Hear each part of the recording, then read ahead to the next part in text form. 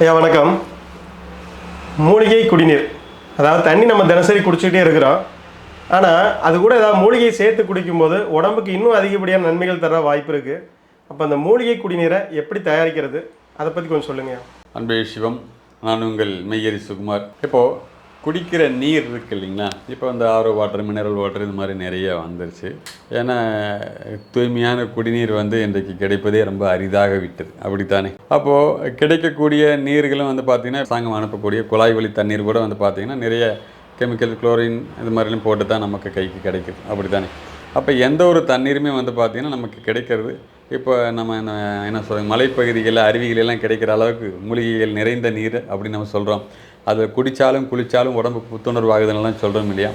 ஆனால் நமக்கு அன்றாடம் பயன்படுத்தக்கூடிய நீரில் பார்த்திங்கன்னா அவ்வளவு நன்மைகள் தரக்கூடிய நீராக இன்றைக்கு இல்லை, அப்படித்தானே? அப்போ தண்ணீர் சம்மந்தமாக பார்த்திங்கன்னா நிறைய நோய்கள் வருவதாகவும் சொல்கிறாங்க. அப்போ தண்ணீரை ஒரு மூலிகை நீராக நாம் மாற்றி வைத்து கொண்டோம் என்றால் அப்போது உடம்புக்கு ஆரோக்கியம் கிடைச்ச மாதிரியும் ஆச்சு, உடம்புக்கு மூலிகைகளுடைய சத்துக்களும் நம்ம அதிகமாக கிரகிச்சுக்குவோமா? இப்போ மாசுக்கள் நிறைந்த குடிநீரிலிருந்து நச்சுக்கள், ரசாயனங்கள் இதெல்லாம் கலந்துருந்தால் கூட அந்த தண்ணீர்லேருந்து நமக்கு ஒரு மாற்றாக, ஒரு சிறந்த தீர்வாக இந்த மூலிகை குடிநீரை நம்ம அமைச்சிக்க முடியும். இப்போ நம்ம சொல்லக்கூடிய வழிமுறை பாருங்கள். ஏற்கனவே நீங்கள் ஆரோ பண்ணிகிட்ருக்கீங்க, இல்லை மினரல் வாட்டர் தான் வாங்கி பயன்படுத்துகிற மாதிரி இருக்கிறீங்கன்னா கூட அவர்களுக்கும் இந்த செய்தி மிக பயனுள்ளதாக இருக்குங்க. கண்டிப்பாக இதை நீங்கள் பயன்படுத்துங்க. இதுக்கு தேவையான விஷயம் அப்படிங்கிறது முதல்ல சொல்லிடணுங்க. நீங்கள் தண்ணீரை எந்த விதத்தில் உங்களுக்கு கிடச்சி பயன்படுத்த துவங்குறீங்களோ அதற்கு முன்னாடி நான் சொல்லக்கூடிய விஷயத்தை மட்டும் நீங்கள் தயார்படுத்தி வச்சுக்கோங்க. என்ன பயணம்? ஒன்று பெரிய மண் பானை வேணுங்க. நான் சொல்லக்கூடியதுக்கு பெரிய மண் பானை வேணும். இல்லாவிட்டால் பார்த்தீங்கன்னா செம்பு பாத்திரம், ஒரு பெரியதொரு செம்பு பாத்திரம், இல்லைன்னா பித்தளை பாத்திரம் கூட சரிதான். நான் சொல்வது மண் பானையாக இருந்தால் ரொம்ப ரொம்ப சிறப்புங்க. உங்களுக்கு குடிநீர் தேவைக்கு பார்த்தீங்கன்னா எவ்வளோ வேணுமோ அதற்கு தகுந்தாற் போல் ஒரு பெரிய ஒரு மண் பானையை வாங்கிக்கிங்க. இப்போ மினரல் வாட்டரோ இல்லை ஆரோ பண்ணின வாட்டரோ ஏதோ ஒன்று இருக்கும் இல்லையா, அந்த தண்ணி எடுத்து இதில் ஊற்றிடுங்க. நான் சொல்லி மேற்சொன்ன பாத்திரங்களில் ஏதோ ஒன்றையாவது ஊற்றி வச்சுருங்க. சில மூலிகைகளெல்லாம் சொல்கிறேங்க. தேட்டான்கொட்டை, துளசினா துளசி இலை இருக்கு இல்லைங்களா, துளசி இலை, அதே போல் மாவு இலை, நன்னாரி, வெட்டிவேர், இது எல்லாமே பாருங்கள், ஒரு பெரிய ஒரு 5 லிட்டர் கொள்ளளவு கொள்ளக்கூடிய ஒரு பானை இருக்கிறதுன்னு வச்சுக்கோங்க. 5 லிட்டரோ 10 லிட்டரோ பிடிக்கிற மாதிரி இருக்குதுன்னா அந்த பானையினுடைய கொள்ளளவு நீருக்கு தகுந்தாற் போல் இந்த மூலிகையினுடைய அளவுகள் என்பது மாறும். இப்போ உதாரணத்துக்கு ஒரு 10 லிட்டர் பிடிச்சிக்கிற மாதிரி ஒரு பானையை நீங்கள் வாங்கியிருக்கிறீங்க அப்படின்னு வச்சுக்கோங்களேன், ஒரு பாத்திரம் நீங்கள் வச்சுருக்கிறீங்க அப்படின்னா, இப்போ நான் சொல்லியிருக்கக்கூடியதெல்லாம் பார்த்தீங்கன்னா ஒரு 50 கிராம் இயற்கையானதாகவோ இல்லை பொடிகளாக கூட கிடைக்குது. நான் சொல்லியிருக்கிற அத்தனை ஐட்டம் என்ன சொல்கிறதுங்க, நேச்சுரலாக கிடைக்குது. பொடிகளாக நீங்கள் வாங்கிக்கலாம். இப்போ பாருங்கள், துளசினா பெரும்பாலும் துளசி நம்ம வீட்லேயே வச்சுருப்போம் இல்லைங்களா?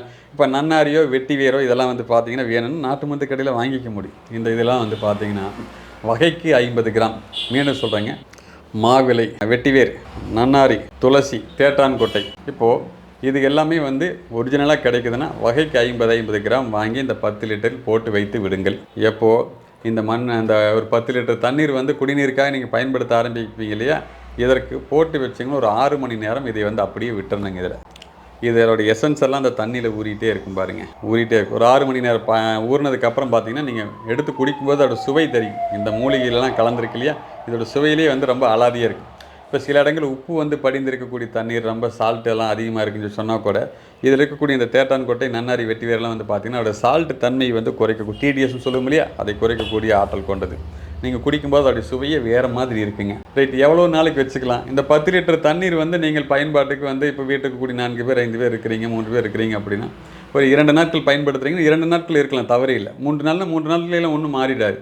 ஆனால் அதற்கு மேலும் இந்த மூலிகைகள்லாம் ஊறிட்டே இருக்கீங்களா, அப்போ அதில் கீழே போக போக பார்த்தீங்கன்னா டஸ்ட்டுகள்லாம் படிஞ்சிருக்கும். அப்போ தண்ணீர் தீர்ந்து விடும்போது நீங்கள் மீண்டும் புதிதாக வேறொரு இதை கலவை இதே மாதிரி மேற்சொன்ன பொருட்களெல்லாம் போட்டு இன்னொன்று பண்ணிக்கோங்க. ஒன்று இருக்கிறதெல்லாம் பொடியெல்லாம் வாங்கி பயன்படுத்தலாம். எனக்கு எல்லாமே நேரடியாக கிடைக்காதுங்க, துளசி ஒன்றை தவிர்த்து மற்றதெல்லாம் பார்த்தீங்கன்னா நான் இதெல்லாம் எங்கேங்க போய் கலெக்ட் பண்ணுறது அப்படின்னு தோணுச்சு அப்படின்னா நாட்டு மருந்து கடையில் வாங்கிட்டு இந்த வகையில் செஞ்சுக்கங்க. பாருங்கள், 10 லிட்டருக்கு மேற்சொன்னவையெல்லாம் தலா 50 கிராம், இல்லை 20 லிட்டராக இருந்தால் அப்படியே மல்டிப்ளை பண்ணிக்கோங்க. 30 லிட்டர் இது மாதிரி ஒரு பெரிய வாட்டர் டேங்க் மாதிரிலாம் இருக்குது அப்படின்னா அதற்கு தகுந்தாற் போல் நீங்கள் என்ன செய்யலான்னு கேட்டிங்கன்னா, இந்த வெட்டிவேர், துளசி இதெல்லாம் பார்த்தீங்கன்னா ஒரு பெரிய மூட்டையாக முடிச்சாக கட்டி கூட நீங்கள் உள்ளே போட்டலாம். என்னை போகிற கேட்டிங்கன்னா அந்த மூலிகையெல்லாம் ஊறிக்கொண்டு இருக்கக்கூடிய நீரால் பாதிப்பு கிடையாது. இன்னொன்று கெட்டு போயிடுமோ, வேறு ஏதாவது பாக்டீரியாக்கள் இது மாதிரிலாம் வந்துடுமோ அப்படிங்கிற மாதிரி பயப்பட தேவையில்லை. நீர் தீர்ந்து விட்டது, அதோடைய என்ன சொல்கிறேன், கசடுகளாக நிறைய தேங்கி இருக்கும் இல்லையா கீழே, அப்போ வந்து டோட்டலாகவே எல்லாத்தையும் மாற்றி விடுவது தான் சிறப்புங்க. ஆக இந்த வழிமுறையை பின்பற்றி நீங்கள் வந்து சாதாரண நீரை மூலிகை குடிநீராக மாற்றி பயன்படுத்தலாம். உடம்புக்கும் மனதுக்கும் ஆரோக்கியம் கிடைக்குங்க. சத்துக்கள் வந்து நம்ம உடம்புக்கு நிறைய கிடைக்கும் போதே நம்ம ஆரோக்கியமாக வாழ்வோம். சரிங்களா? பயன்படுத்தி பாருங்கள், பலன் பெறுங்கள். நன்றி, வணக்கம். இப்போ நீங்கள் இதில் சில மூலிகைகள் சொல்லியிருக்கீங்க. இதில் வந்து பார்த்தீங்கன்னா தேட்டான் கொட்டை, வெட்டி வேறு, இதெல்லாம் தட்டி போடணுமா இல்லை அப்படியே போட்டுடலாமா? நீங்கள் அப்படியே போடலாம். சரிங்க, நன்றி. இது வந்து வேறாக இல்லாதவங்க பொடியாக வாங்குறீங்கன்னா ஒரு துணியில் மூட்டையாக வந்து முடிச்சுக்கிட்டு இந்த கிளி சொல்லுவோம் இல்லைங்களா, இதெல்லாம் கலந்த மாதிரி ஒரு முடிச்சு மாதிரி ஒரு காட்டன் துணியில் போட்டு நல்லா இதெல்லாம் சேர்த்து முடித்து தண்ணிக்குள்ளே போட்டு வச்சிடலாம். நீங்கள் சரிங்க, நன்றி. எந்தெந்த ஒரு தொந்தரவாக இருந்தாலும் சரிங்க, இந்த சுஜோக் விதை சிகிச்சையின் மூலமாக நம்முடைய கைகளில் பாருங்கள், நம்முடைய உள்ளங்கைகள் இருக்குது இல்லையா, உள்ளங்கை பகுதியிலே உடம்புல எந்த பகுதியில் பிரச்சனையாக இருந்தாலும் சரி, நம்முடைய உள்ளங்கையிலேயே குறிப்பிட்ட இடத்துல இந்த சில விதைகள் இருக்குங்க. அதுக்கான தேர்வு செய்யப்பட்ட விதைகளை ஒட்டுவதன் மூலமாகவே நம்முடைய உள் உறுப்புகள் வரக்கூடிய வெளி உறுப்புகள் வரக்கூடிய பல்வேறு பாதிப்புகளை நாம் சரி செய்து கொள்ள முடியுங்க.